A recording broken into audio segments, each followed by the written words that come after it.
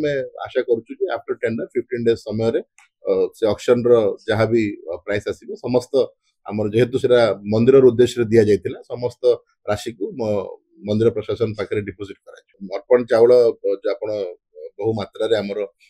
ପରିକ୍ରମା ପ୍ରକଳ୍ପ ବେଳେ ଭକ୍ତମାନେ ମନ୍ଦିର ମାନେ ଆମର ମନ୍ଦିରର ଉଦ୍ଦେଶ୍ୟରେ ଅର୍ପଣ ଚାଉଳ ବିଭିନ୍ନ ସ୍ଥାନରୁ ଆସିଥିଲା ଏବଂ ଯେହେତୁ କନଜମ୍ପସନଟି ଯୋଉ ରେଟ୍ରେ ଆଶା କରାଉଥିଲା ହେଇପାରିନଥିଲା ଆପଣ ବିଗତ ଦିନରେ ଆପଣ ବି ସୁଆର ମହାସୁଆର ନିଜରୁ ବି ସ୍ପଷ୍ଟୀକରଣ ଆସିଥିଲା ଯେ ଆମର ଯାହା ଅର୍ପଣ ଚାଉଳ ବାକି ଷ୍ଟକରେ ଅଛି ସେ ମହାପ୍ରସାଦ ପାଇଁ ଯାହା ଯୋଗ୍ୟ ଥିଲା ସେ ତାକୁ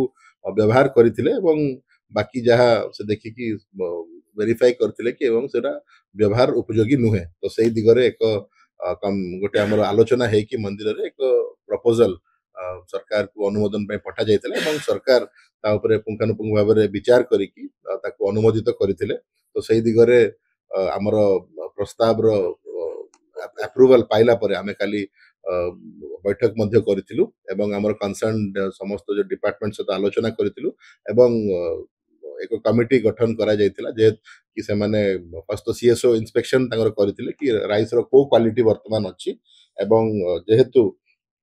ସେଟା ହ୍ୟୁମାନ କନଜମ୍ପସନ ପାଇଁ ଫିଟ୍ ଥିଲେ ମଧ୍ୟ ଯେହେତୁ ଚାଉଳର କ୍ୱାଲିଟି ଆମେ ଆଗାମୀ ଦିନରେ ଆହୁରି ମାନଟି ସମୟ ସହିତ କମି କମି ଯିବ ସେଥିପାଇଁ ସେଟା ଆମେ ଚାହୁଁନାହୁଁ କି କୌଣସି ଅନୁଷ୍ଠାନକୁ ଦିଆଯାଉ ଏବଂ ସିଏସଓଙ୍କୁ କୁହାଯାଇଛି ଯୋଉ ଆମର କ୍ୟାଟେଗରାଇଜେସନ ଆସିଛି ଆମର ରିପୋର୍ଟରେ ତାକୁ ସର୍ଟ ଟେଣ୍ଡର ଆମର ଯାହା ପ୍ରପୋଜାଲ ଥିଲା ସେଇ ଟେଣ୍ଡର ମାଧ୍ୟମରେ ତାକୁ ପବ୍ଲିକ ଅକ୍ସନ ପାଇଁ ପୁଟଅପ୍ କରିବେ ଏବଂ ତାପରେ ସବ୍ କମିଟି ଆମର ଅତିରିକ୍ତ ଜିଲ୍ଲାପାଳଙ୍କ ଅଧିକତାରେ ତାକୁ ସ୍ଥାପନ କରାଯାଇଥିଲା ସେମାନେ ବି ଆଜି ବୈଠକ କରିକି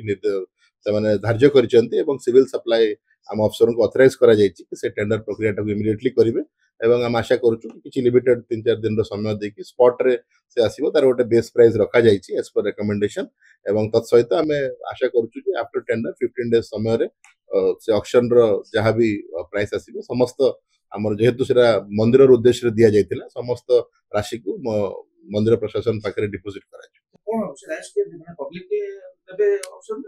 ନା ମୁଁ ଯେମିତି କହିଲି ତାର ଗୋଟେ ଅକ୍ସନ ପ୍ରୋସେସ ହବ ଯୋଉଥିରେ କି ଯିଏ ବି ଇଣ୍ଟରେଷ୍ଟେଡ ଥିବେ ମିଲର୍ସ ହଉ କି ଯିଏ ବି ଅଛନ୍ତି ସେମାନେ ଆସିକି ସ୍ପଟ ଭେରିଫିକେସନ କରିବେ ସେଟା